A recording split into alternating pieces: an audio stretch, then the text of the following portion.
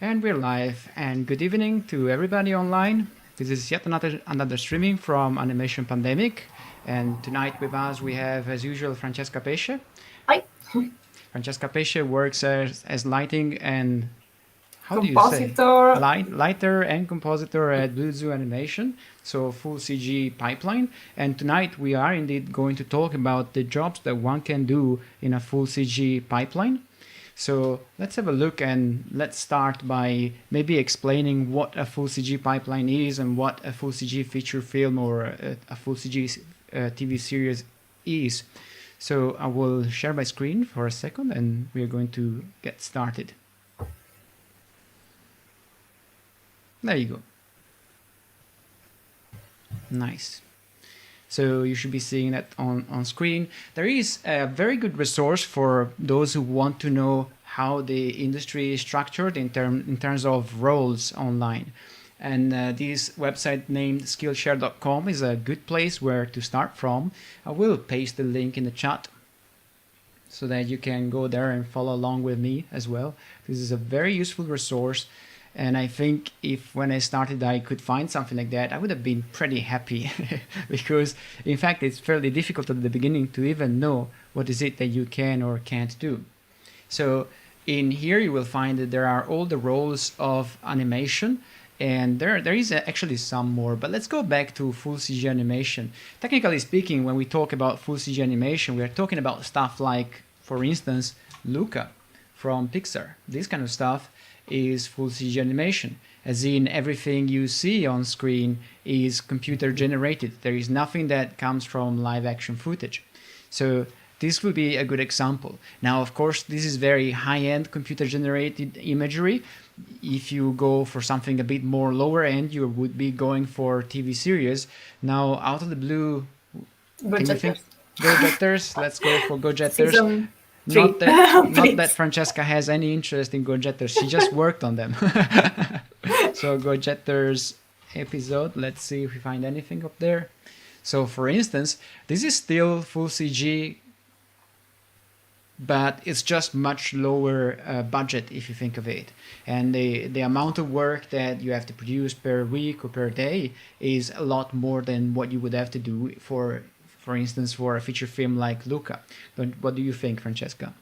Yes, I mean, I'm not sure like how long it takes to produce each shot on feature film, but in production you will be required to do between 5 and 7, sometimes also even 8 shots per day, which doesn't mean you complete them.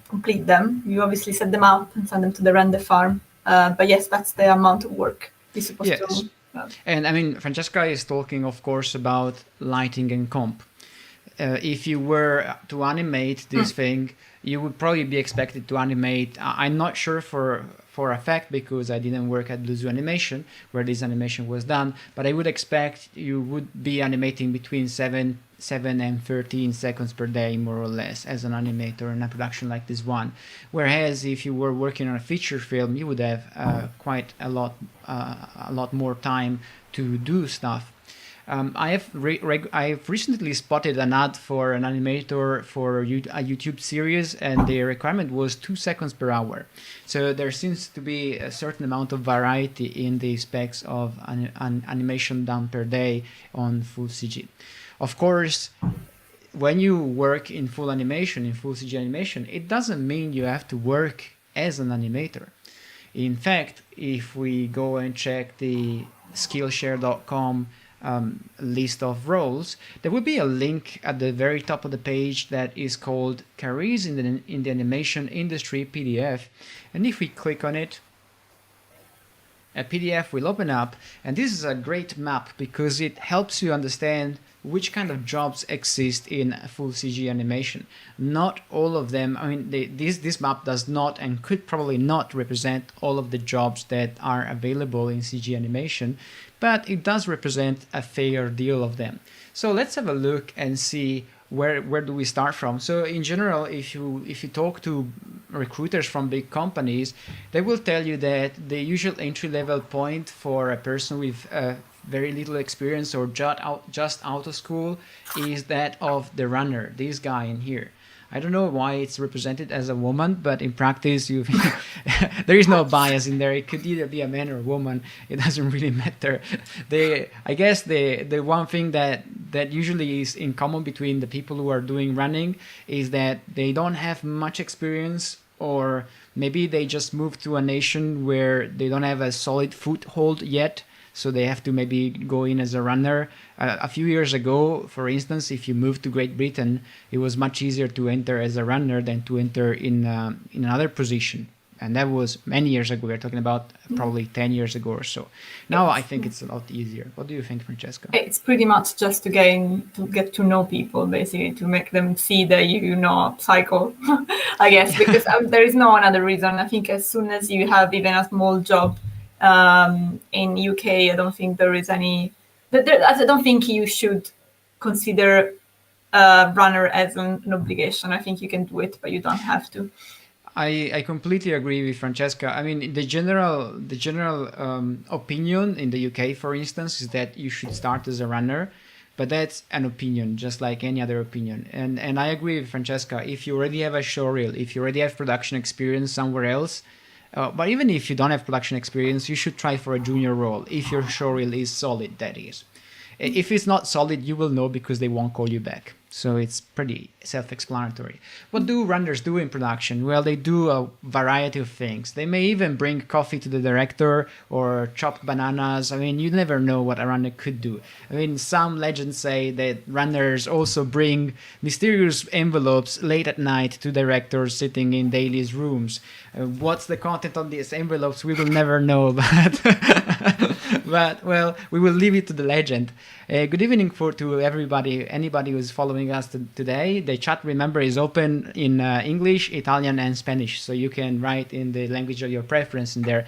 We will answer, however, in English most of the time, unless it's a very personal thing. We will never say Santa Mozzarella. That's a promise, although we just broke that promise because we just said it. And by the way, I think I've never heard anybody saying Santa Mozzarella in my life, apart from Luca, the movie. So it's going to be interesting to watch it for an Italian person. So a runner will do, as we said, everything, a bit of everything. Mostly it's a job that lets you meet people. But remember that if you enter as a runner, you probably entered because you wanted to, I don't know, do modeling or any other job. So make sure that you either come in with a showreel or you build one as you're running. Because if you keep running and you never do anything else, then at a certain point you don't build a showreel which is needed to pass to other roles. And I think both me and Francesca feel rather strongly about the runner position because it can be a bit of a, in my opinion, it can be a bit of a pitfall, the runner position. I mean, you can stay there a bit. I don't think it's just us. I think it's actually like we have a split groups on NCG. Like BlueZoo, for instance, doesn't have runners, and that's a decision they made. Ah, there you go. So yeah. I think in fact this prompts another interesting question. This list that you see, this map of the roles that you have in the industry, it's not necessarily representative of every single company. I mean, a lot of companies just don't have the money or resources to have every single role in the company, so they will have a bunch of people that can do a bit of everything. Sorry. And just like Francesca said, for instance, in some smaller companies, although BlueZoo is quite big. No, it's that I think it was more like about position they take. I don't know if they will change it in the future, but I think since when we were like a 50 in the studio, because I was there, and then now that we are 400, we still don't have a runner position. It could be some sort of philosophy of. Yeah, we have. Well. I can't speak for the company, but we do have internship. They are paid, and people do actual job, and they might get hired after they come back from school. I think they finish school, but not runner position. I see. A runner may also be in, for instance, in visual effects shops, in big visual effects companies. A runner may be given other CG work to do every now and then, maybe some mesh move and 3D tracking. But we'll do that. I plan to do another call about the roles of visual effects next week, so I'm not going to talk about it tonight. Tonight is for full CG animation. So let's leave the runner for a second and let's zoom out a little bit. Let's say that you want to try and get into the door through a position as an artist to begin with. Well, there are plenty of possibilities in general. Let's have a look at what the artist's positions can be in full CG animation. In general, here in the map, you have a rather nondescript entry-level position called a junior artist, which we don't quite know what that is. It could be anything. So this one is a big question mark. As I said, this is representative. And to be honest, guys, if you work in a very small company, you may well come in as some dude who does CG. And then in that role, you will be an artist, a CG artist, and you may be doing a bit of animation, a bit of rigging, but the company will never ask you to do Luca, the movie, on your own, for instance, or they will never expect you to do something super high-end on your own, unless, of course, you have it on your showreel already, which is, in that case, which is another case altogether. I don't think. Yeah. Yeah. Go on. Sorry, I don't think like the junior artist usually is something that is a position. I think you will have junior animation artist or junior lighter artist. I think there is still a difference between. I think like you might be a generalist artist, but it's more rare in England, I think. Well, I think I think it depends on the company. If you go into a company which is maybe just 4 people, it may be that they can't afford to pay a compositor, or maybe they will pay a compositor just in case, just if they know they have a definite budget there. But let's have a look at other roles that we can describe properly. So in general, for instance, we're going to talk about compositing first, although it happens at the end of the production. So maybe let's move to something which starts more at the beginning of production. And more at the beginning of production, we have storyboard artists and modelers, which tend to come in very early. So a storyboard artist is some guy or girl who designs the storyboard for the story. So if you know what a storyboard, if you don't know what a storyboard is, they tend to look a bit like, for instance, this. This is a storyboard. It's a very rough sequence of drawings that explains, however, very clearly what the story is doing and where the story is going. The storyboard starts from a script, something that is written on paper or digitally, but is still written. So a storyboard artist would be able to draw pretty quickly, not necessarily super, it's not a requirement, so to speak, to be super good in finishing a drawing. It's more a requirement to have good composition, to have clear storytelling, and to have clarity of drawings, so that we know at all times what we're looking at without having to ask the person who drew it. Sometimes, from what I've heard, like it depends on the production, but in some of the production I worked on, the art director will also give some thumbnails guidance, so that there is a meeting where the art director draws really rough sketches of the thumbnails, which are like main position of the shot by shot, and then the storyboard artist will redraw them and make the entire episode or the entire movie in this case. In fact, many animation directors, they are storyboard artists themselves. So they can at least storyboard their movie very often, or parts of them which are particularly important. And as Francesca said, they might just draw down a few thumbnails so that they give the general feeling and direction to the storyboard artist, and then the storyboard artist goes in there and they finish the panels. So this is, in my opinion, quite an interesting role, because it's not necessarily something that will require you to use 3D, for instance. And a lot of people they don't like doing 3D. And by the way, I understand why they may not like it. So storyboard artist may be one such roles where 3D is not so important. Although today, yeah, exactly. Although nowadays in storyboard, you often import 3D objects and you line 3D cameras up. So the storyboarding and 3D layouting process is becoming more and more integrated, if you think of it. It makes it faster for the storyboard artist to draw the panels, especially in production where things go really quickly. And after that, the layout has been created, sometimes is used to build the layout in animation as well. So there is more consistency. If you show something to the client, you want to make sure the environment is replicable. So you know that you can replicate it in 3D. And that's why using a 3D background for the storyboard is actually beneficial. Yeah, I agree. Very often in the past, you would receive storyboards that once you try to translate into 3D, don't line up. I mean, it's very difficult to get that framing. We do have sometimes a storyboard artist that becomes creative and adds some extra object in the scene, and then there's always some modeler try to figure out what they can put there because it's not in the model. It's not planned. It needs to be planned, yeah. Otherwise it's not in budget, of course. Exactly. Hi, Michael. Welcome aboard. So we have modelers. So let's say the storyboard artist does the drawings, but the modeler is the person who will have to model the characters. However, in order to model the characters, usually you have somebody who has to draw the character, and this somebody is this little monster on the left side.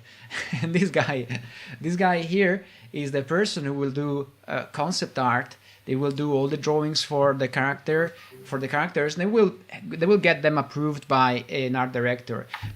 Starting as a character designer is not very easy, I think, because the bar is pretty high, and in general you require kind of a bit of experience to know what can be transferred from a drawing to a 3D model. So we're not going to go immediately into the character designer because it's not really an entry-level position, but the modeler can be. And especially if you are hired to do prop modeling, which is all the props that are around in a scene and that are not the main characters, it is likely that the main characters will be given to an experienced modeler to model. So usually a junior modeler will be tasked to model stuff that is in the background, like props, or maybe some parts of some elements of an environment, for instance. Yeah. I think props is actually the main things, and environment, just parts because the environment also requires a bit of technical skills and also organization skills because it needs to be planned to make sure it can be rendered. Yeah, exactly. So characters are for a really experienced part of the teams, and environment might as well, but props are actually the main entry position for modelers. And there is no really hard requirement for modeling in terms of software, it must be said. I mean, you can model in ZBrush, you can model in Blender, you can model in Maya. For as long as you know how to sculpt a model and you have access to a sculpting tool, I think you are fine. Obviously, it makes sense to check what other people did in terms of modeling and topology, because those two aspects are fairly important. And whichever showreel you produce must display a clear sense of sculpting and anatomy, I would say, if you want to do characters. But again, if you are going to jump into a big company, it's unlikely you will be given a hero asset of a character to model. Again, it will be props. I mean, it's fine if you put some like a character in it and you show your where you want to go. But I think just don't forget that you need to you're gonna start with props. So put an environment. I mean, it just gives an idea that you can do a bit of other things before getting to the to your target, which might be character modeling. I think maybe an environment may be a bit too wide. I think it depends really on the company you're applying to. Could be an interior. I mean, it's not. It depends. Like, it doesn't have to be so wide. It's like if it's an interior. I remember I did model it from my show reel. It was really simple, but it still gives an idea of like what you can achieve, and maybe you can focus on a prop because obviously you can give more details. Yes, and so we have seen that you could potentially. I'm going to mark out the roles we already did because I don't want to come back there. So we already did the modeler, this guy, we fixed it, and you can start as a modeler without going through running. In fact, we have been through the storyboard artist. Sorry, yes? Something that we forgot. Like, a modeler actually includes also shading. I think some company you might not be doing it, but the majority of the companies, if they don't have 800 people in the company, it's probably like they require shading. It's something that sometimes ends up being in the hands of people with more experience, but just because there's less knowledge about shading that we wish was, I think, because like I think if someone is capable and does also shading, I think it makes it more of a complete modeler, and also it's easier to go up, I think, as a career. Yeah, I think you're making a very good point. By the way, the shading artist doesn't seem to be here. So I'm looking at it. I'm looking at this map, but I don't see it. So maybe I will just type it here, shading. They recently introduced it in BlueZoo as well, but it depends on the production. And I think most of the production actually have, I mean, from what I saw, there are people in the modeling team that naturally do shading and are better at it, and they just take the lead on it. And then there are people that maybe do a bit more of a more simple shading task, and at that point they will basically use a library of shading that's within the company, but it depends again on the company. I agree with Francesca on the suggestion that a modeler should also be able to do a bit of shading anyway. But for the people who don't know what shading is the ability to define the characteristics of a surface beyond the simple volumes. So is the surface bumpy? Is it shiny? Is it dirty? Is it clean? How much does it reflect the light? Does the color, is it iridescent, for instance? Nowadays, there are great libraries for shading and texturing. Shading defines these aspects I've just described, and texturing is something you can also paint. So you can paint a texture with the scratches, for instance, of a metallic surface. And I was just checking this page from Unreal Engine where they call this skill or this role a surface artist. I think I'm not sure the surface artist has always been somebody who dealt with shaders. I always thought of a surface artist as someone who was doing surfacing, as in... Me too, but apparently modeling. I think it's actually, it refers to shading as well. I think I was confused. I was confused as well, maybe, but I think this goes to say that when you read a job description, it's a good idea to actually read beyond the title so that you know what the job is about, because the title may be misleading, and also sometimes companies themselves are maybe starting off in the CG world, and then they don't necessarily know how to advertise a specific title, so it's better to just read the description and see what the job is about. So if you are modeling, a good idea is to learn also a bit of shading so that you know how to put down materials and how to do textures. Again, it's not very important. The software is not so important, although today the Substance suite is in practice some sort of standard for shading and texturing, because it gives you all the tools you need to define the aspect of a surface. In fact, the official page is less appetizing than the actual products that you see on ArtStation done with Substance Painter and Designer. So in general, shading, texture artists, those who paint the textures, and modelers, they go hand in hand. Very often they are the same person in a small company. Shading, it can be the same person, but if you're in a big company where there are people who write shaders, they actually write the behaviors of stuff, then the shading artist can become a much more technical role, and you will probably need to know a bit of math and a bit of coding, I guess. So the shading artist, I don't know why it's not included in here, but we are going to include it anyway. And then another entry-level position would be the compositor, which is, in my opinion, a very interesting position, and I'm sure Francesca will find it even more interesting than I do. A junior compositor, what does a compositor do? Okay, generally speaking, I'll start from the software. It would use After Effects or the industry standard Nuke. Some companies use Fusion, which is pretty similar to Nuke, but basically it would put together the render layers created by the lighters, and it will make the final piece adding depth of field, final grading, other effects that could be like flare or fog, and just creating the final shot, basically. So in practice, the lighting artist sets the lights up and then outputs different layers like in Photoshop, and then the compositor would just put them all together to make the final good-looking picture.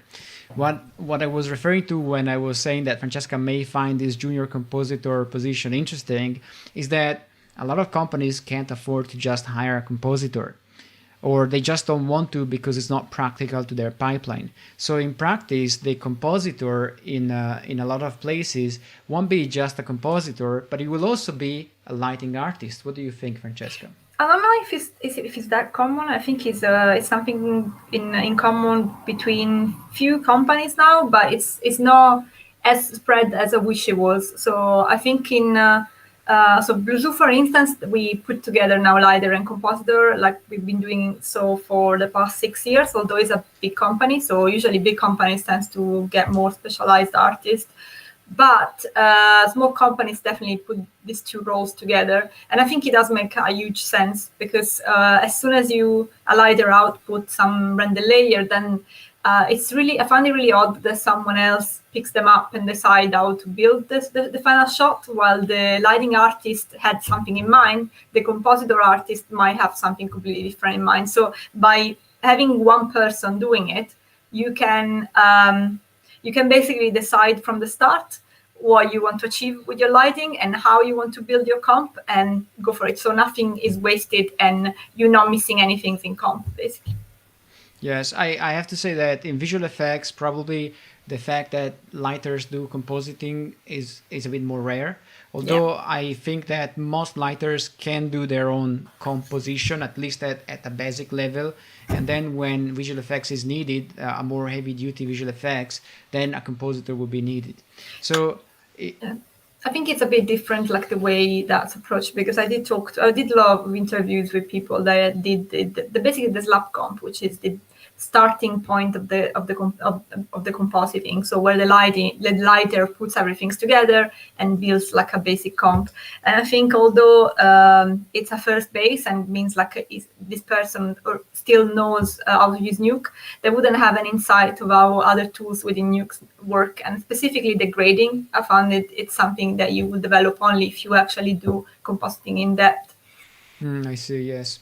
So I think in here the junior compositor for full CG is a bit of a rare beast anyway. Yeah. I think for visual effects, you actually have junior compositors and they do very specific tasks, which we're going to talk about in the next week. But for full CG, it's a bit of an odd beast, and it would be a good idea to be also able to do lighting, especially right now that we see some sort of increase of usage of tools like Unreal Engine, for instance, where the lighting and the effects may be done all in real time in camera. In which case, the person doing lighting will need to understand a tiny bit of effects in terms of compositing or effects that you can add in post, for instance.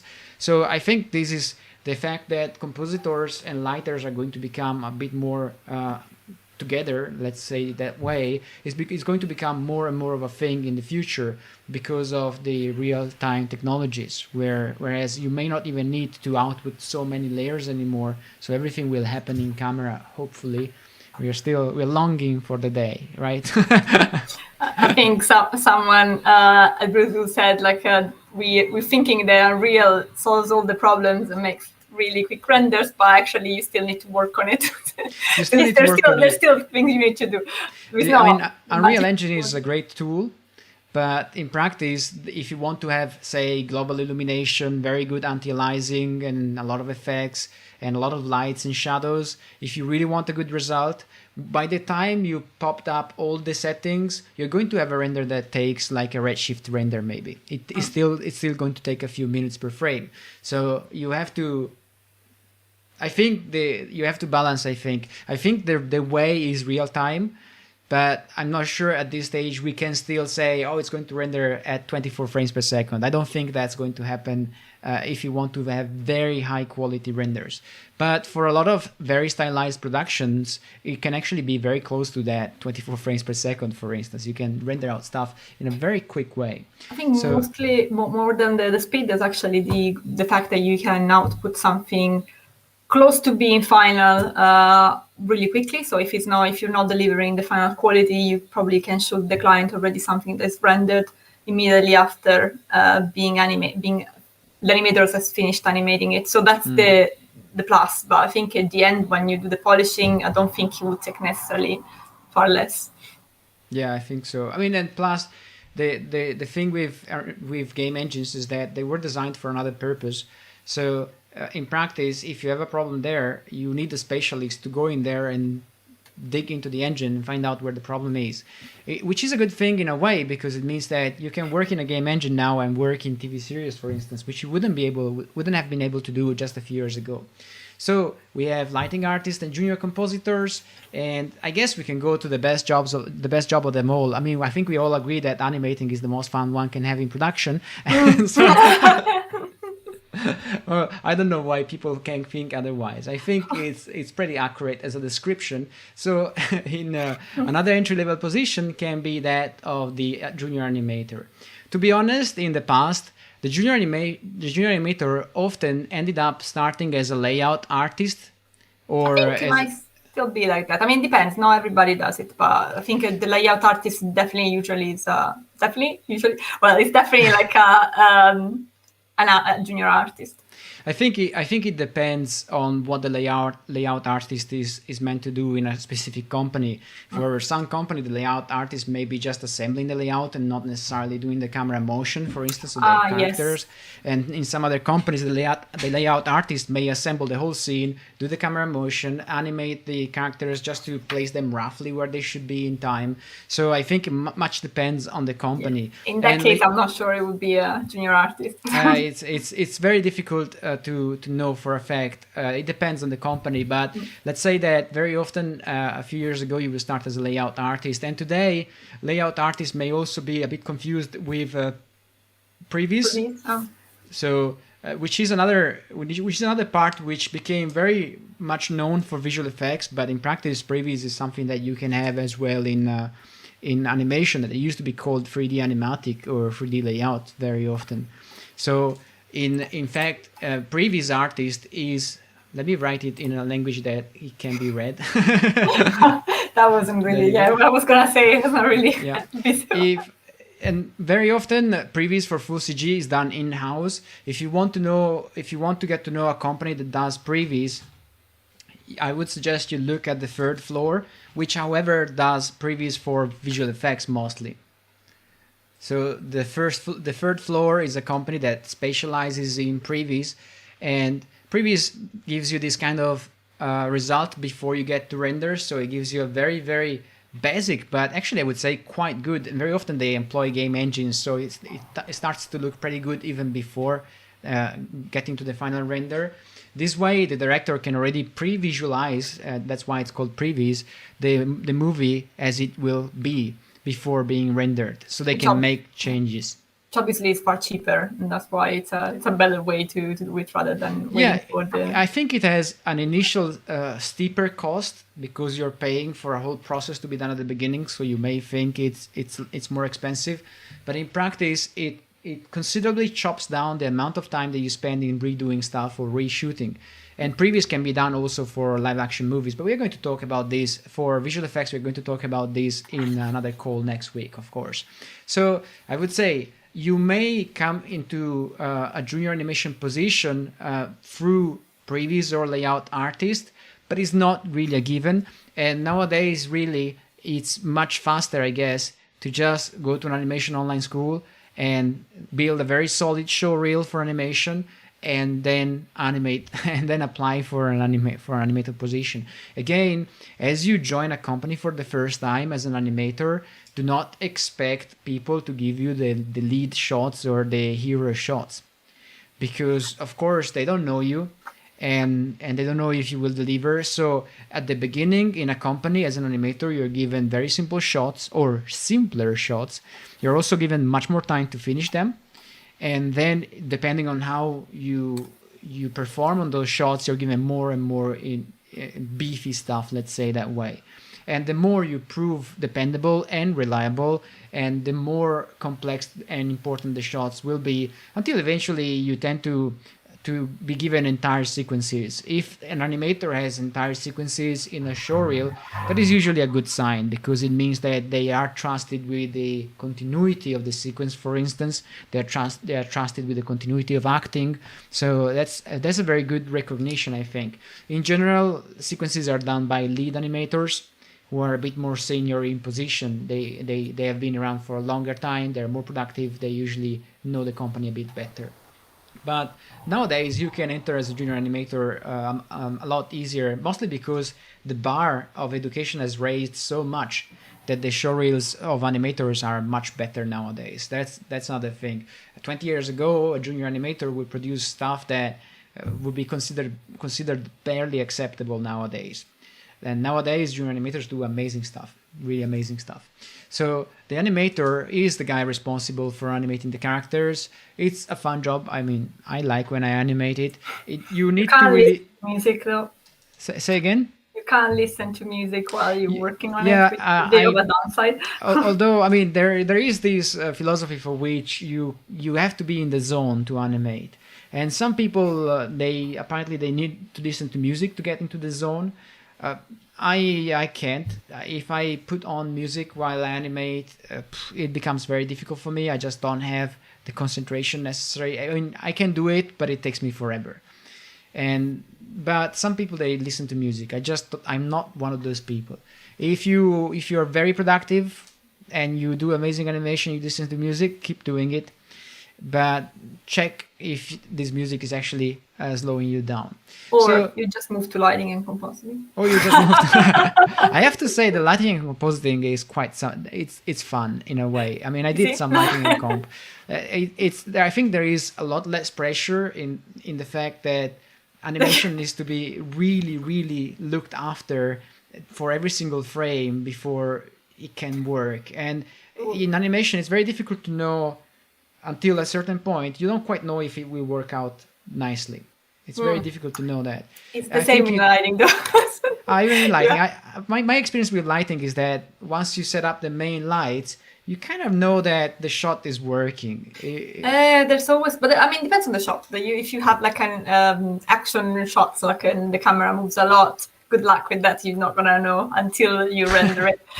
You can do like a few frames and check it out. It was also slower for the results. So that's why Unreal is really good in that sense, because you can have an idea. If I position a light in a direction, you get an idea if it works for the full sequence before actually having the full render of it. So that's why Unreal is, in that sense, could be a huge help. Because sometimes you rotate a light that you think is going to work, and then by the end of the shot, or maybe in the middle of the shot, it just looks horrible. Yes, I didn't consider that. I mean, I have to say that I did lighting, but not in many action shots. I always made sure, since I needed to quickly wrap up lighting because it was for another purpose, I always picked very simple shots. Well, I found it a lot of fun. They're really good. The action shots are the funniest if you have the time. If you have the time. But it's actually the best part of it. I didn't have the time. In the meantime, in the chat, Syed Kader is asking if one should use AK or FK for hands animation in action shot. It's a bit beyond the scope of this stream, but in practice there is no set rule. Much depends on the kind of shot you're doing. Even within the action shot, you have to check. Personally, I think one thing you have to check is whether you can quickly switch between IK and FK seamlessly, and then use whichever tool is the fastest to achieve quick arcs. So it's very difficult to give you an answer without knowing the shot. but I think the answer is find a tool that converts the animation between IK and FK, and you will use whichever tool is good for whichever section of the animation you need to do. So as an entry level, I think we have we have some entry levels down there. Oh, I need to leave this in the delivery and distribution section, as in marketing assistant. There is a whole section of movie production and TV series production, which is about selling the product, distributing the product, and marketing the product. And those are jobs which, in my opinion, have to do. I never really had to do any of those jobs, so I'm pretty sure that whoever does that as a job and is listening to this is going to frown upon me for saying that they tend to involve a little bit less CG art. In fact, mostly you will be dealing with, I guess, socials and communication and advertisement rather than proper CG. And I've noticed that in big companies where they have a marketing department, there can be juniors starting in marketing. It, of course, whether it helps to have a CG background to do marketing, it's an interesting question. I don't think I can say for a fact that you really need to do CG to know how to market CG. I think for, like, now it's a bit of a jump, sorry, but for being a producer, that could be helpful, I found. And yes, yeah. in fact, let's roll up to the producer role, because there is another, remember there was the runner, the poor guy running around we discussed earlier on, but another entry-level position that is often around these days is the production coordinator or the production assistant position. And these people, they have to work usually with the schedule that is dictated by the production manager in most of the big companies, or and then they have to deal with the single artists and make sure that the artists are on time, or in general make sure that the production knows where the artists are at and if they can deliver on schedule or not. If they can't deliver on schedule, then this communication has to go all the way back to the production manager, who then either readjust the schedule or more often cracks the whip, or in some scenarios they increase the budget and hire more people. Much depends on where you are in production, at which stage of the production you are, which kind of company. There are a lot of variables in here. I think one of the most common the most fixed things in production manager and coordinator that happens is that, like, the schedule usually doesn't change. I think this is like I don't know why I want to specify this, because I think a lot of people think, like, well, if the worst comes to the worst, we will just adjust the schedules, but that's the last thing you can adjust. Usually you just put more people on a project, and that's what you can do, but the time frame is actually agreed with the client by contract. Yeah, I think much depends on the kind of project, because I find it like it's quite strict, actually, the deadline. So that's why I'm saying, like, it's difficult that the schedule will change, is because, like, that's part of the contract agreement, and that's why it's less likely to change, while the amount of people you put on a project can increase, because there is a contingency budget that's there on purpose if extra people are needed. I have to say that many years ago, as I was starting, I think I didn't work on any single movie that was delivered on time. Yeah, so that's a problem. There was always a delay of a few months to a few years of delay, depending on the production. But nowadays, when I check the production timelines of movies that are released at the present time, I realize that they're a lot more strict with deadlines, a lot more firm with the time it takes to do something. So the production assistant, or it depends, in some companies you would have a difference between coordinator and assistant. I can't say for a fact that I know the nuances of the differences between these two roles, but in general, these guys, they have to coordinate tasks and artists based on a schedule that comes from above. It's a role that would really require you to, let's put it down that way. I worked with production assistants who didn't know anything about production, about CG, but in practice, and they were still able to do the work, in my opinion. But in practice, if you know how to do CG, then you know that it's unreasonable to ask an animator to do, I don't know, 2 minutes of animation in a day. So you are more informed about also the stuff that you're going to ask the artists. Well, I think also the production coordinator or production assistant, they sometimes are in charge of putting comments that after the reviews, they might be in charge of putting comments back on the on a Google document or on a Shotgun or software to coordinate notes. And this means like they have to understand what we're talking about. And it's as obvious as it sounds, although we are in the same room hearing the same comment, a lot of people can write down this comment in a totally different way, depending on whether or not they are informed of how CG works or not. And I find sometimes it might be also, it can even be confusing if someone write down a comment not knowing what the comment was about. Does that make sense? Yes. So the thing is, if you don't know, for instance, if you don't know the dictionary of CG, then your note may actually be misleading for anybody who is reading it. So, I mean, in practice, that's also why it's a good thing for artists to take notes themselves. I mean, you always do it, but like saying you weren't there or saying you weren't sure about a note is actually a good thing to have a double, triple check on these notes. And this is why the production assistant is always good if he has a knowledge or insight of how the production works. You can still ask, but you can still ask, and you can still learn it, by the way. Yeah. But if you have that knowledge, it's a bit better. So, for instance, by the way, in the meantime, I pasted a link to the map we are looking at.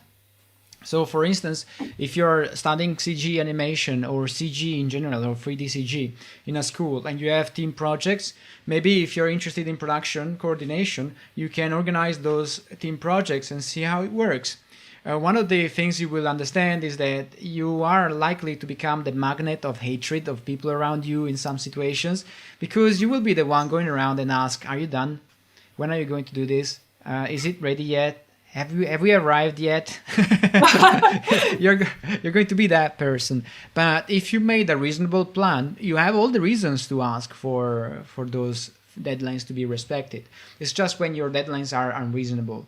And at the same time, the production coordinator, if their deadlines are reasonable, then the artist has to work with the coordinator. And if the artist thinks these deadlines cannot be achieved, it is a lot better to say so as soon as the artist knows, rather than not to say that and be late, and now nobody knew you were late, and now this cycle has to start all over.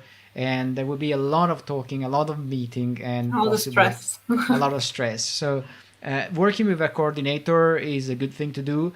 It depends, however, I mean, the success of this collaboration much depends on the level of proficiency of the coordinator. And I think there are also some personal aspects, because if a production coordinator or assistant is good with people, if they have very good social skills, then it's a lot easier to work with them.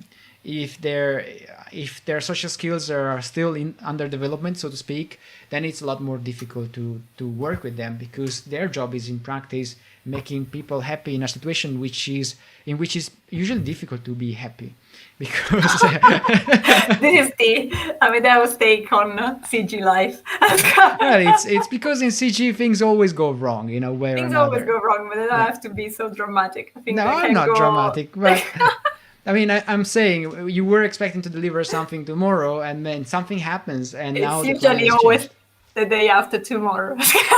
Yes. I found it with myself. I think maybe because I'm a lighter and compositor, so things never go according to the plan. And if they don't go according to the plan, it's always a day extra because you have to render. And initially, I was giving like an ideal date of, saying like, okay, this will take me 1 day. And then it was always taking me 2. So at a certain point, I decided I was going to just say 2 from the start. And if it was better and I could deliver earlier than that, it would have been a bonus and people would have been super happy.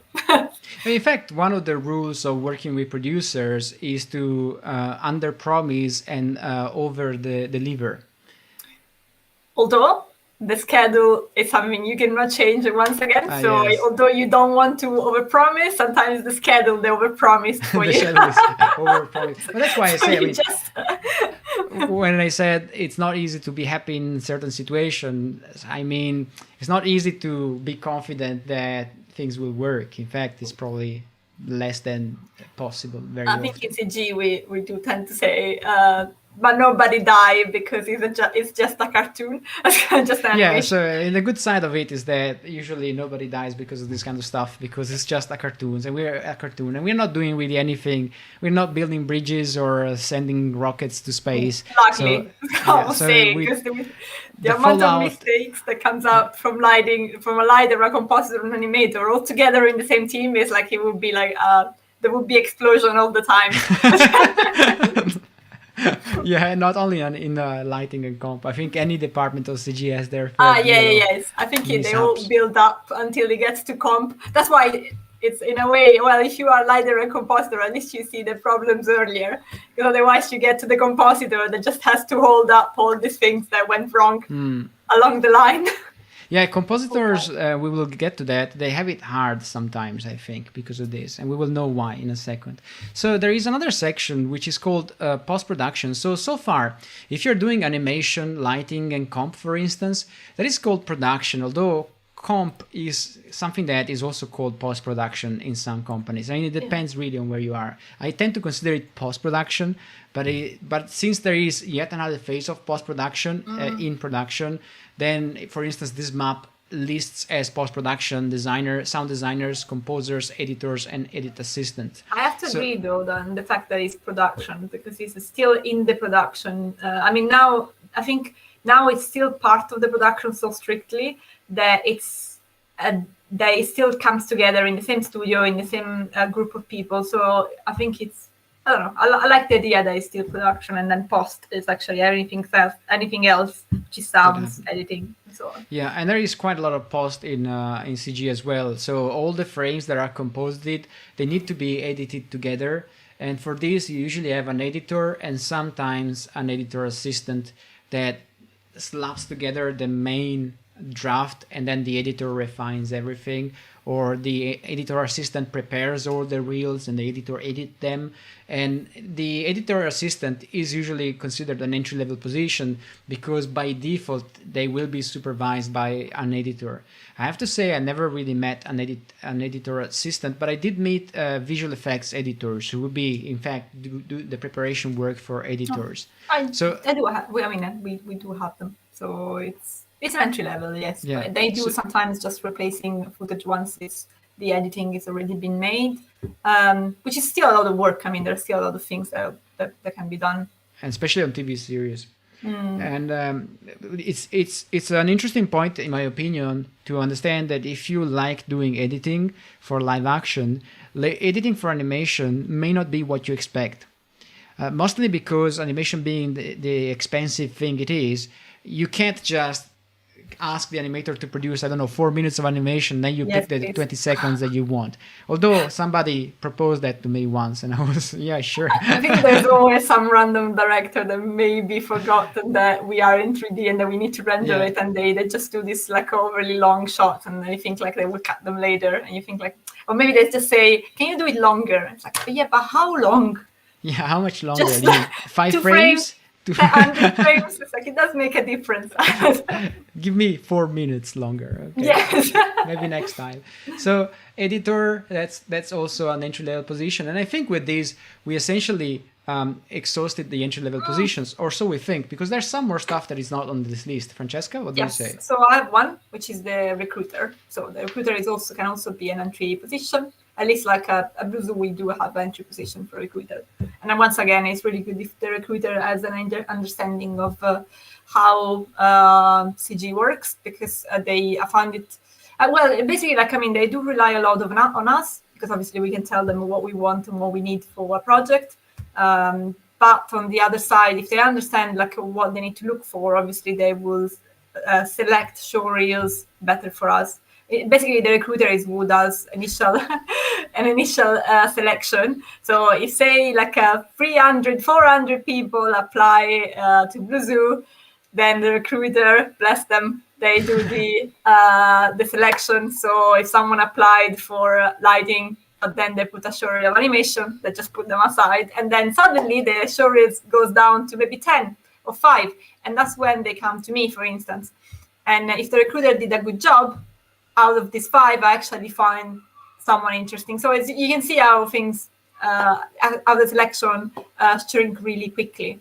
And that's and I remember a recruiter, I really like her. Like she just came around. She had like a background in CG. She just came around to me and she asked me, not just me actually, to every head of department. She asked like what was the things I was looking for, what I liked in a lighter, in a compositor, and what were the strict requirements technically. So that's. So I mean, you just mentioned that the recruiters have to sift through a considerable amount of show reels. That means automatically that it's better if they have an understanding of the CG process and which task is which. Otherwise, how can they pick whichever one is better? Yeah, it's hard sometimes. Even it's hard because obviously, like that's why you have senior roles, is because we know what could be looking nice, but maybe have a problem saying like a lighting show reel looks really nice, but then it's full of noise, and we know that this person maybe doesn't clean up the render settings, or doesn't have a clue of like how to set up the render settings. So like there are hints that we can get more subtle, but overall, you can still do a selection. And believe me, like out of 400 people that apply for a job, and a huge amount of people actually got it completely wrong on the job description and maybe applied for a job role that's completely different. So in that case, it's actually simple. I think it's when you select it down to maybe 100 out of 400, say, 1/4 is actually the ones that you really need to select, and you need to see, okay, we're looking for lighting and compositing, but this is only a lighter, for instance, or we're looking for full CG, but this guy did only live action.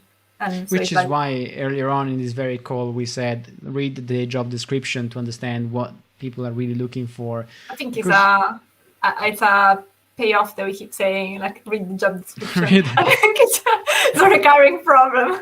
Read the instructions before activating. The job description. Yes, I think there are some other entry-level jobs which are not included in this map, which is otherwise pretty good. So for instance, they have something in here called FX TD, FX Technical Director. Now in some companies, FX TDs are, most of the companies, an FX TD would be somebody with quite high technical skills and a lot of experience very often. But there are some roles which are called ATDs, which are usually more for visual effects than for animation, and we will talk about that next week as well. They're called assistant technical directors, and they're in general generalists who go around and fix or do a various amount of tasks. They do a bit of everything. So that the assistant technical director is often an entry-level position. It's someone, in fact, it's ideally located for students who have studied a bit of everything, because you don't know what you will end up doing. Sometimes you have to fix the animation that broke, and you just have to tweak a couple of frames, for instance. Sometimes you have to fix a simulation, sculpt a shot, fix some problems that happen in the scene. You never know what the job will be for an ATD, and that's usually considered an entry-level position. And then there are also, let me check because I wrote some notes. We said, yes, in animation, that's what I was saying. Animation, junior animators can end up doing a variety of roles. For instance, they could do crowd.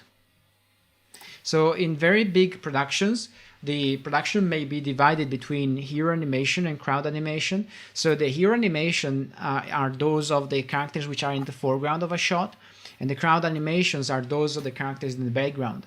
So if you have an animator who is a junior and in their show reel they have very good, say, body mechanics, but they don't have any acting, and your show is about acting, then maybe these animators will be given crowd tasks at the beginning, and depending on how the production is organized, how it evolves, and how you evolve, you may be upgraded, so to speak, to hero shots. Another animator that is usually considered an entry-level position is a tech animator. And tech animators, depending on the companies, I'm misspelling it. Depending on the companies, may be people with a lot of technical background or people with very little technical background that have to fix animated shots that went the wrong way. Maybe there are intersections, for instance. So, and this is ATD, and tech animators very often may end up doing the same thing. So that's also considered an entry-level position. And then there was another job in animation. Yes, you may be a prop animator. Say you work in a video game and there are props in the environment that needs animation. You may be the one animating that kind of stuff at the beginning. What do they actually do then? Like, I mean, which kind of If you have an environment with parts that move, and these parts are not automated, are not scripted, then I'm thinking of rocks, like opening doors. Opening doors. If the doors are not scripted, opening doors would be probably automated or scripted. But there are a lot of secondary animations that maybe need to be done, and you need an army of people with little experience, because this way they don't have a very high salary because they have very little experience, and you can fix stuff through a sheer brute force approach. So it's an interesting job. So animators at the beginning may end up doing stuff that is not properly the front hero character of the show, and you have to be ready to do that, because if you're not happy to do the little things, you will never do the big things. You will never be given the big things either. So those are also very interesting entry-level positions, in my opinion. I have another one. Do you finish with animation entry positions? Say again? Did you finish with the animation? Yeah, entry? go on. Okay. Then there is the render Wrangler, which is not something. I haven't met one yet, although in theory, because it's always really difficult to find one. I think it's useful though. It's really useful. As someone that checks the farm.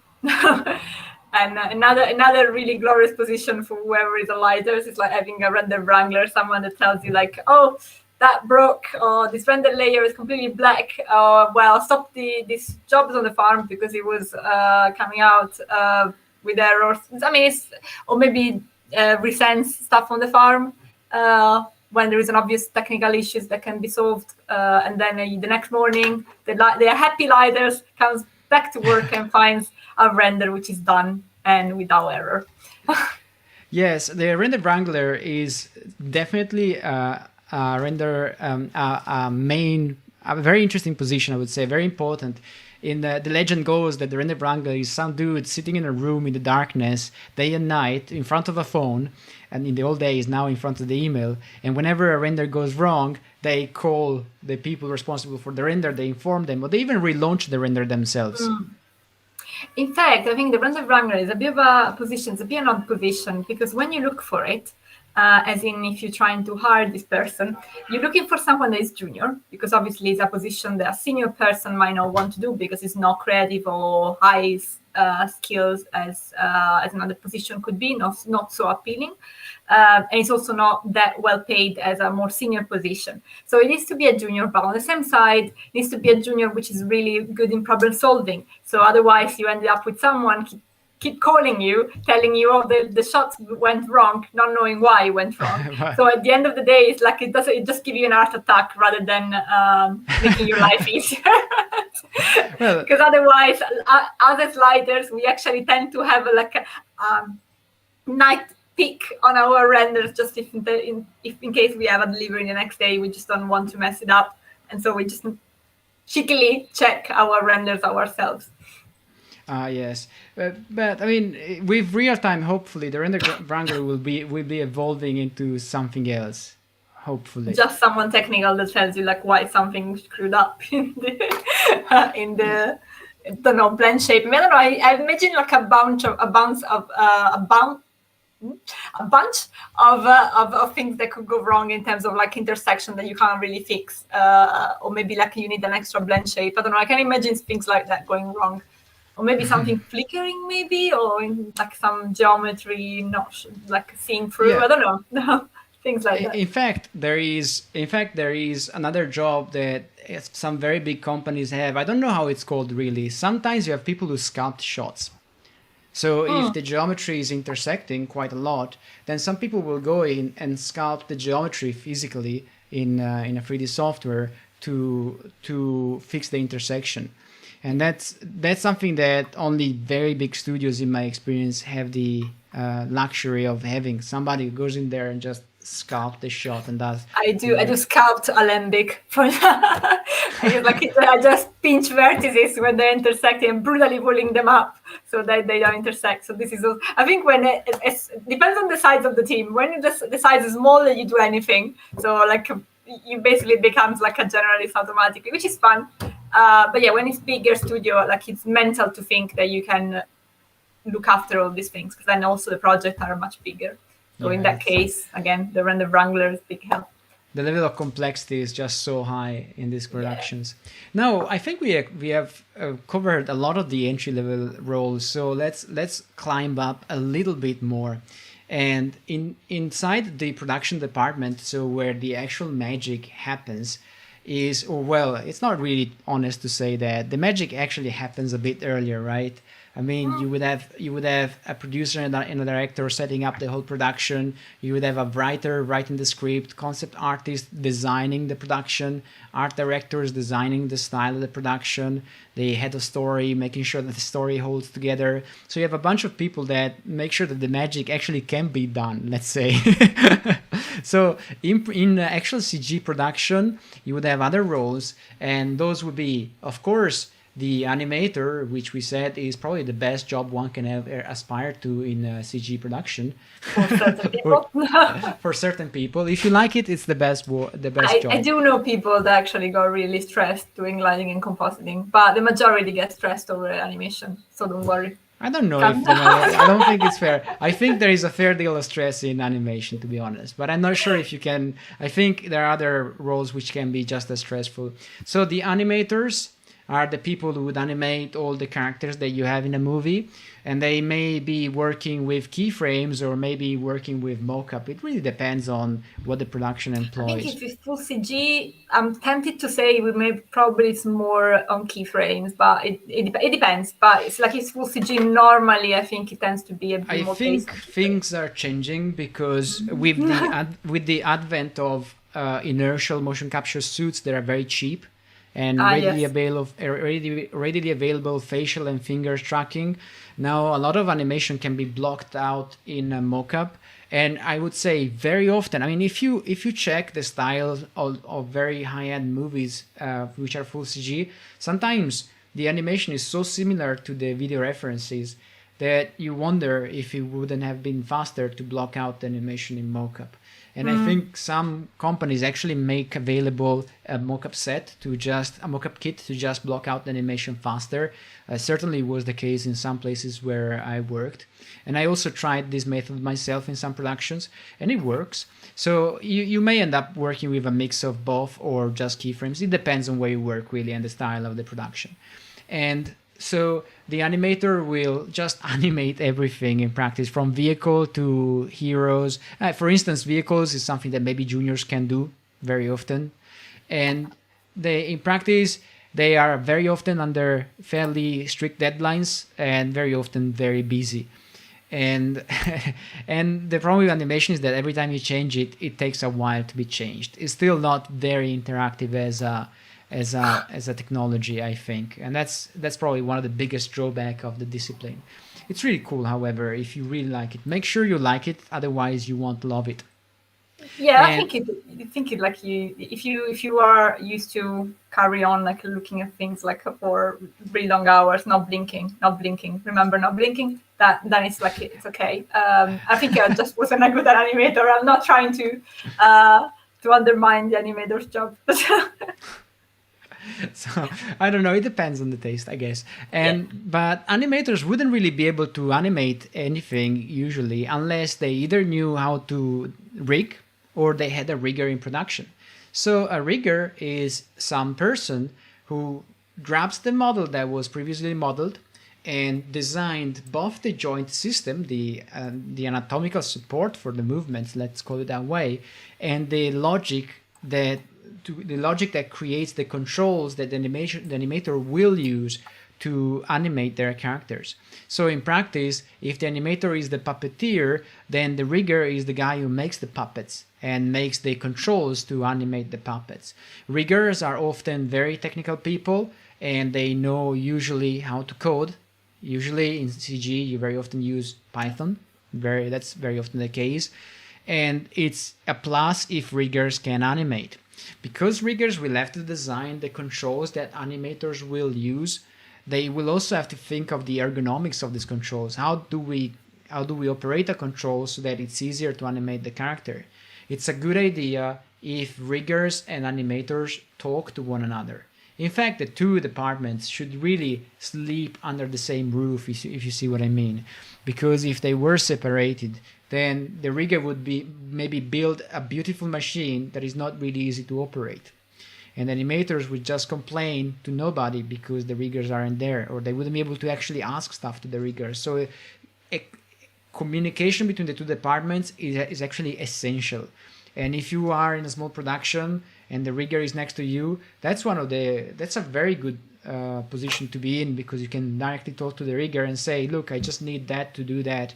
And if you make sure that the rigger understand the situation and that they have time to do what you need them to do, and they will do exactly what you need to finish your shot, which is I feel like the rigger might not like the position though. Yeah, the rigger may not like the position because they're close to the client. They're a bit too close to what is their client at the moment. There is also the modelers as well, which are extremely linked to the rigger. Yes, because that's a very good point, Francesca. Thank you very much, in fact. Yes, so in practice, while it is true that the rigger builds the puppet that you will use to animate, it is also true that this puppet will move the model that the modeler made. So in practice, there is a continuous circle between these three people, the rigger, the animator, and the modeler, that keeps sorting out stuff. Sometimes the rigger makes an excellent puppet, but the deformation doesn't work because the edge flow, the topology of the model, the mesh, isn't just designed to give you that deformation. So the model has to fly back to the modeler, who addresses the problem. Then it goes back to the rigger, who addresses the problem, implements the change, and then it goes back to the animator, who animates, and if they're unhappy or if they find it too difficult to animate, they just send it back to the rigger and we start all over again. In the meantime, above them, there are usually some people who are very worried. All these people here are very worried when this kind of circle goes on for too long, because they are the people who know how much it should cost to do that rig or that animation or that model. Also, the liders will be pretty worried at that point. Yes, we get to that. We get to that because I think it's an interesting thing to be aware of.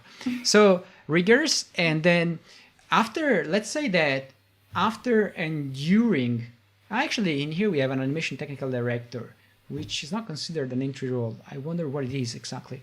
And in here we have effects technical directors. So during and after the animation process, there may be the need to simulate cloth, fur, muscles of a character. And this stuff is usually done by these people, by FXTDs. Usually this is also called nowadays CFX, character effects. So the effects that you apply to a character.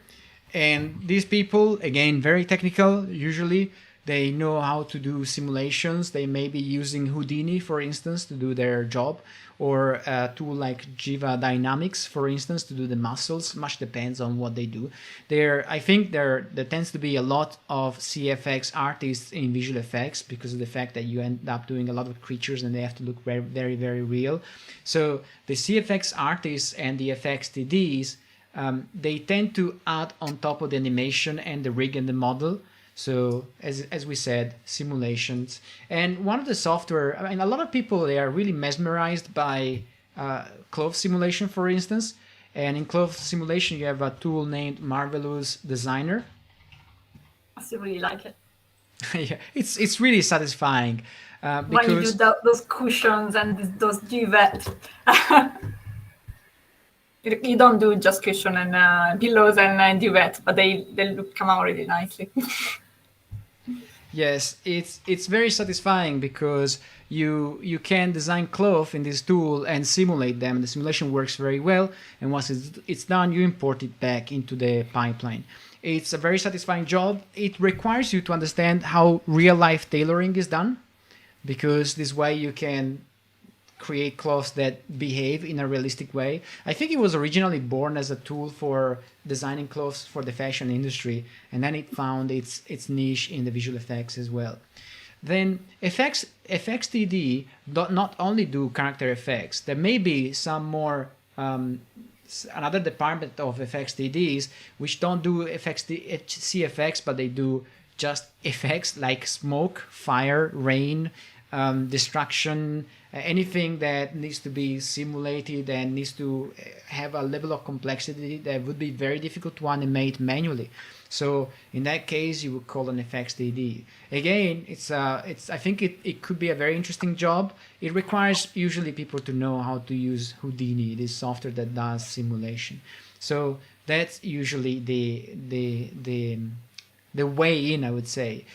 Coming in as an effects DD and being given hero effects from the get-go is not easy. It's just like pretending to come in as a junior animator and you want the hero character.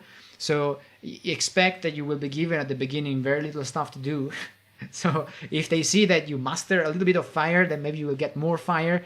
But a lot of effects DDs that I've met, they started maybe fixing scenes and doing very, very little simulations around the movie. And then in time, they become more and more expert and they do more stuff. Amedeo, your camera is off, just so you know. My camera is off? What do you mean? It's delayed? No, it's off. Yeah, you're back now. I'm back. I didn't do anything. So maybe the graphic board just overheated. So, and in here, so we have done the effects DDs. We have the animation technical director, and I think an animation technical director may mean a lot of things depending on the companies where you go.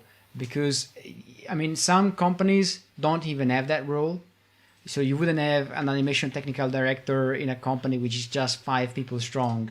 So it's a bit difficult to, in advance, to say what the technical direction will do. So maybe we can check the definition that skill set gives us for an animation technical director, just to see if this makes a bit more sense to us. Let's have a look and see what the definition for this person is. I mean, it's. I think, like, I don't know. I'm thinking about my personal experience. It's more than an effects director would be like a effects supervisor, meaning he's still under the guidance of the director. But you mean the animation technical director? No, I'm talking about the director. So, like in BlueZoo, for instance, like there is an effects department. And with the effects supervisor, and then the effects supervisor will discuss and get briefing by the director. But then all the choices, the technical choices will be made within the effects department. I see. How to achieve something. But I guess we'll get to directors very quickly because we're running out of time, by the way. Yes. So the animation TDs, as far as screen skills says, is programming digital tools to improve and speed up the workflow. Okay, I get it. Okay, so I never heard of an animation technical director being called that way, but I think in big companies this may be the case. Usually you have people who do script development or tool development, and they produce tools for the production. I have to say that an animation technical director is very often a luxury that a lot of companies don't have. Very often there is what's called a pipeline department, or there's tool dev, and they produce tools to manage the production and to automatize tasks. I'm pretty sure if you are Pixar or if you're a big company, you would have an animation technical director that actually develops tools and strategize the development of tools to animate. But I think, in my experience, it's very rare to find such role because it requires a certain budget. It's not something that, or a strategy, very long-term strategy in terms of how are we going to animate in 10 years or in 5 years in this company, for instance, or how are we going to solve the technical problems of animating these characters in this movie. I think you would have technical directors a lot more in visual effects than in small animation productions because of budget constraints. Definitely not an entry-level position because you will need to know a bit of everything in terms of rigging and animation and probably even character effects. So definitely not an entry-level position, I would say. And this is the production layout, so to speak. There is one role that I didn't touch yet, and this one role is one that Francesca loves the most, I think, and it's the compositor, this person down here. And I kept it last, and because all of the stuff that these people do, so product management, development, and pre-production, And all the stuff that these people do, animation, layout, rigor, and effects, is stuff that eventually ends up on the table of the compositor. So every time the previous part of the production becomes slower, then the compositor knows that some sleepless nights are awaiting for them.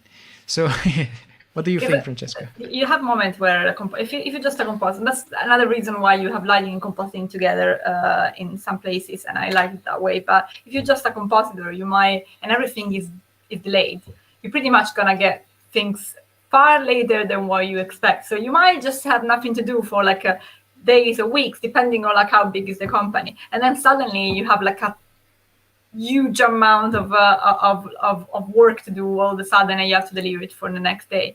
And because compositing is considered one of those jobs that's pretty quick, at least in full CG animation, like when you talk about TV production, for instance, compositing is fairly quick. It's far quicker than any other process described so far. Then there is this like misconception that there is no need for time. But it's actually, again, a misconception, because then when you get things to compositing is where you notice that something went wrong in lighting and then you have to send it back. But most of all, compositor is also the ones that do the final tweaks of roto paint, whatever went wrong in lighting, in animation. If there is an intersection and it's too late to re-render it, then suddenly the compositor has to do this like really annoying paint over, which you think like it doesn't exist in full CG because it's full CG and you arrange everything beforehand.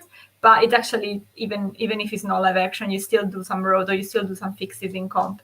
And the famous word is always, the famous sentence is always like, they will fix it in comp. We'll like fix it in comp. It always comes to a certain point where it's like, and comp is not like, a compositor doesn't create time.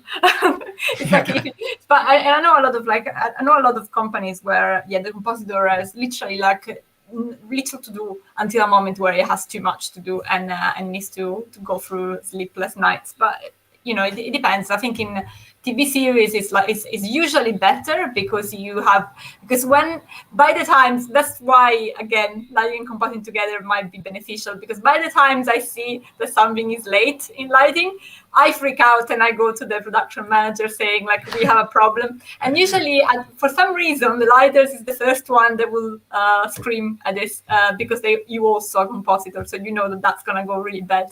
The lighters is like has this insight of how things can go wrong in the future. It's like an oracle. You see how things can completely go mad at the end of the line, while an animator or modelers don't necessarily think about it because they're in the middle of the process.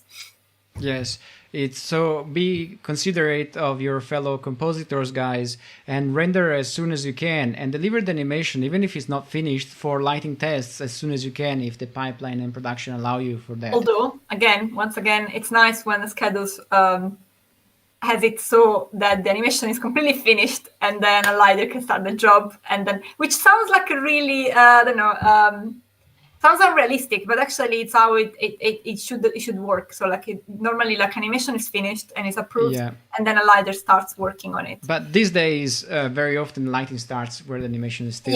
It's more common and more common, and that's why again it's probably useful to go to Unreal, because I think this is more of it gets really difficult on lighting's point of view. So this was the production side of things, and there's something called pre-production, that is the stuff that gets done before all the shots are done, before all the 3D works are done.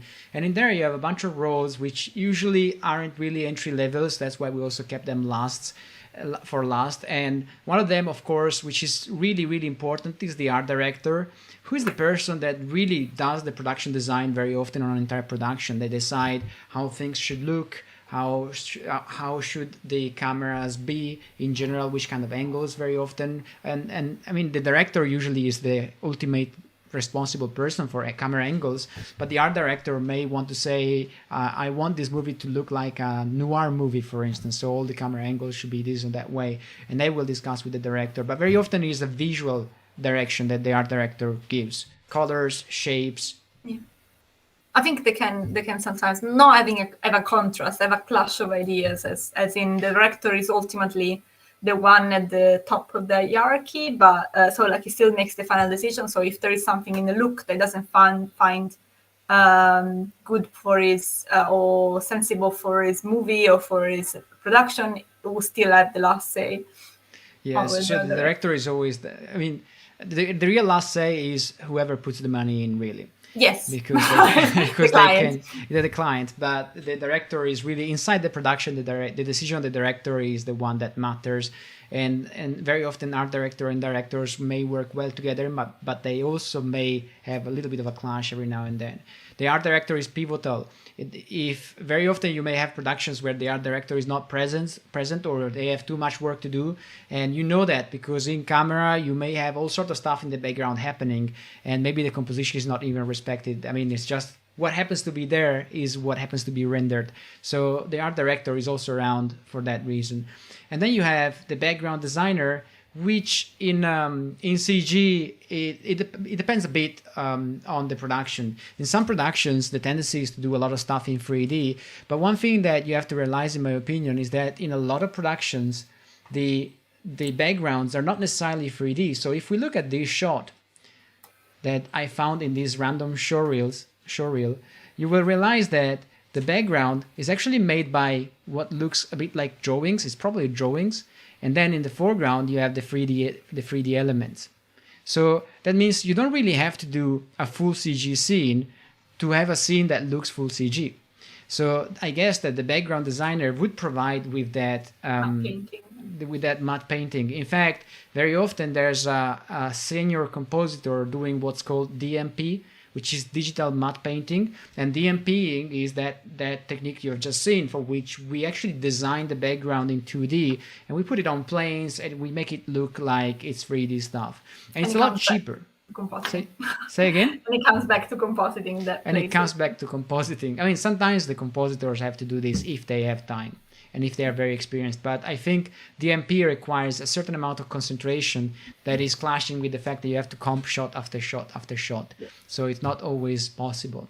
Character designer, we went through it before. They do all the character designs before they get modeled. And they usually talk a lot with the modeler and with the art director all the time. So the circle goes this way around the background designer. And then we have head of story, which may be the same person that wrote the script, or maybe the same director. It depends much on how the production is organized. They make sure that the story is well represented throughout. And before them, we have the part that we often don't see in CG companies. I mean, you very rarely meet a story writer in a script writer in a CG company, because the CG company usually receives the script. Or maybe it's the same. If it's an animation company, it might be the director that wrote the script very often, or sometimes, I wouldn't say very often. And then concept artists, they usually help visualize the product a bit earlier than the product goes into a company. Very often there is a separate company that takes over the concept art at the beginning of a production, just to prepare some sort of pitching package that can be pitched to different companies to see if this product can be made, for instance. So the concept artists can be inside or outside. They can do some character design, some environment design, or both. They don't necessarily have to finish the work. They maybe just start it, design the very basics of the project, and then move on. Concept artist is a bit of a, it doesn't have very clear borders, because you could do concept art for a lot of things, and including you could do games concept art. In post-production, I'm a bit rushing through because we have to wrap up. We have the sound designer, so people who do all the Foley. Doing Foley is all those sounds that you would hear in a microphone, like for instance, this one. That's Foley. And they are done usually while the animators animate, or very often, most of the time actually after. And then in the meantime, we have a composer that does the music. In very big productions, like I know that in some Pixar productions, for instance, you may even have a main composer and then some sort of junior composers. And the main composers make the main theme, and the juniors make the variations for different sequences which have different moods, for instance. So there may be subversioning, some branching of hierarchy in there as well. The editor, we discussed it earlier on. And then we go up to the part that screams and shouts and gets worried, which is production management. They know what the money, which money there is to produce a movie, and they usually go around and around with the production coordinators and the head of departments, which in here aren't really represented. And then we have the director who decides everything. And I mean, he has the last, they don't really decide everything, but they have the last word on anything. So they can decide how deep to go into the control of their movie. And then we have the mega producer. The mega producer, the producer itself, may be someone who knows the single schedule of every single task, but very often they know that modeling for the whole movie needs to take this amount, animation needs to take this amount, and comp needs to take this amount. They may not know the individual shot schedule, for instance. For that, you have production coordinators, really. Producers, they often know a bit of law. They are a bit more skilled in insurance, for instance, and protecting investments. That's something that very often, because it's a problem. If you invest 100 million pounds in dollars in a movie, you have to protect the investment somehow. So producers may know something about that. There are also companies whose only job is to make sure that a movie gets finished. So they come in and they admin the whole movie process. So you may not ever see the actual producer in some companies because they are so high level that they're dealing with the bid, and then they delegate everything to the production manager there. So you can do really a variety of jobs in CG, and some of them are not really particularly CG related. And to close up this stream, we have the sales executive, which I don't really know. I think I've never met. It seems to be somebody with a cocktail. And so I guess we should investigate the skill set, the Screen Skills website, to know what a sales executive does.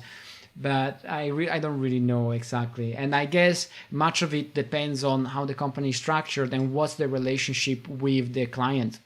I think some companies may not even have a sales executive, so to speak. I think for the marketing executive, it's easier for me to imagine it. We do have them, have a team now at BlueZoo, and it's basically like doing the marketing, as in trying to sell the company or sponsor or promoting the company and the project. Even like, I mean, I guess it could be also, I don't know if it's them, but it could be part of like the creating toys based on the TV series. It depends on if the TV series you're producing in the studio, it's yours or it belongs to another to the client. And marketing. Sorry? Go on, sorry. And marketing in general, like I think what they're doing at the moment in the company, they mostly organize webinar, workshops, or they're promoting news from the company or interviews from the company, and generally like spreading news about the company itself.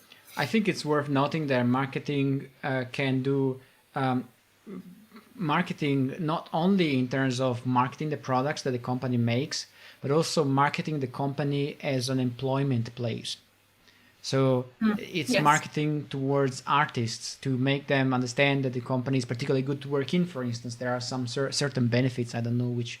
I mean, it depends on the company, of course. So it's a marketing that goes in two directions, both towards artists and towards the public or towards clients. So it can be spreading. And the sales executive, I was reading in the meantime, I was reading the definition on Screen Skills just to make sure I didn't say anything stupid.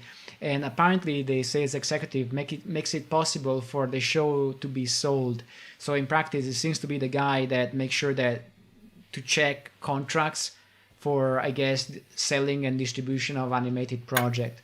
So and I guess you would want one such people around if the show is yours, so that you know that it's properly represented. But in small companies, that's not necessarily an in-house position. You wouldn't have a sales executive in a very small company usually. There wouldn't be the budget. So I think, Francesca, is there anything that you want to add? No, I think we've done. And if I forgot anything, I completely forgot. So. That's cool. So I think we covered a lot of stuff tonight. In fact, a variety of roles. And to wrap up, we would like to go into recommendations. So Francesca, I think, has something to recommend for tonight. Yes, completely unrelated today because there is no way I can find any. I don't know. Maybe I could. I mean, I could find some anime that are related to job structure and all. I haven't watched them all, and some I wouldn't think I can recommend them. So this is completely unrelated. Just wanted to recommend this series. So this is Zankyo no Terror, also known as Resonance. No, it was Terror of Resonance. I don't know the English name for it.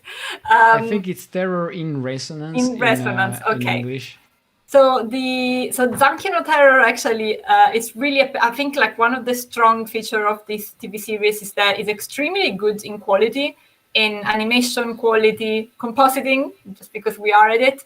Has these colors that are really photographic in a way. So the colors are not like the usual anime, like lots of like strong saturated colors. It's quite realistic.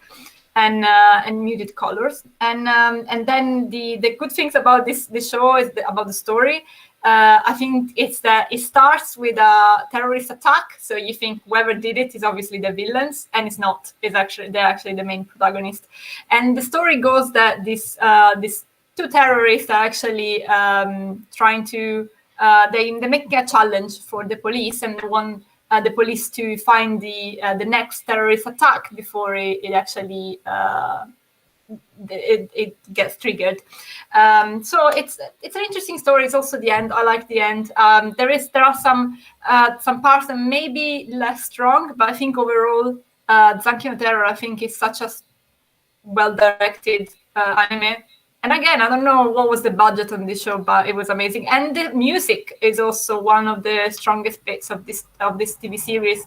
I think it's a collaboration because it's Japanese, but it's also has Icelandic vibes, and it's really beautiful. I think that I do listening to the soundtrack every now and then. So have a look. And from my side, we have a trilogy today. It's called Infernal Affairs. And it's 3 movies about some mafia syndicate in Hong Kong. They're based in Hong Kong, and it's a story that you might have heard from a remake from Hollywood. And it's the story of 2 people who enroll in a police academy. But one of them has to leave the academy immediately and become an undercover policeman, while the other one climbs through the ranks of police and becomes a fairly important person in the police system. However, what happens is that the one who made a career in the police system is actually working for the local mafia, while the one that is undercover now is trying to find out who is that person, the mole, who is working in the police for the mafia. And it's a very interesting movie about the roles that one can have outwardly, but the roles that actually they have inwardly. So what they're actually doing under the hood doesn't really reflect on what they do in real life. It's a cool set of movies. There is Infernal Affairs 1 from 2002, and then you have the second and the third from 2003. I'm going to paste the link to them so that you can have a look. Do watch them because they are a blast, in my opinion.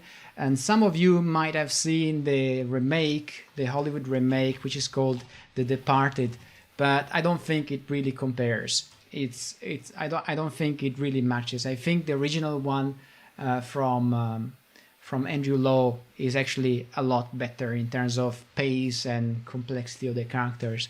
So have a look. It's not strictly related to the production roles in full CG animation, I think. But nor is the terroristic attack of the Zankyo no Terror. It's a great set of movies, guys. I really suggest you watch them. So I guess this concludes our stream tonight. Thank you very much for joining us. And remember, we stream every Thursday at 5 p.m. UTC. Next week, we're going to discuss about the roles in visual effects production instead. We're going to see a bit of a difference there. A lot of roles are actually quite similar, but there is a difference anyway. So we're going to explore that. And if you like this video and you watched it through YouTube, please like, subscribe, and hit the notification bell. And hopefully I will see you next week. Have a good night. Bye-bye. Bye-bye. Bye.